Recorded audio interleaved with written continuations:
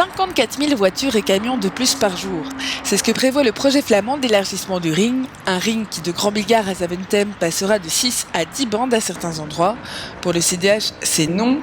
L'objectif de la Flandre est de fluidifier le trafic, mais sur le long terme, cela induira un appel d'air et les embouteillages reviendront, avec de nombreux risques pour la santé et l'environnement. C'est de la pollution complémentaire pour Bruxelles.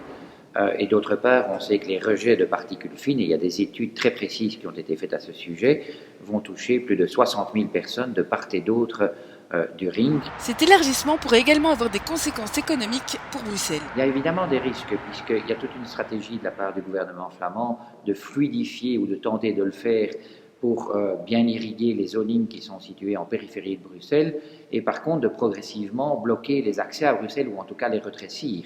Donc il y a un risque de délocalisation d'entreprises de la région bruxelloise vers la région flamande. Benoît Sorex dénonce également la décision unilatérale du gouvernement flamand. Ça s'est fait sans aucune concertation avec la région bruxelloise, alors que l'engagement avait été pris de se parler, de dialoguer concernant cette problématique du ring. Aujourd'hui, on a bien constaté que ce n'est pas le cas. Une concertation vivement demandée par le CDH, car d'autres solutions existent.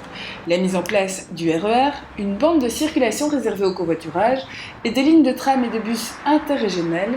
Le transport de marchandises pourrait quant à lui se faire davantage par voie ferrée.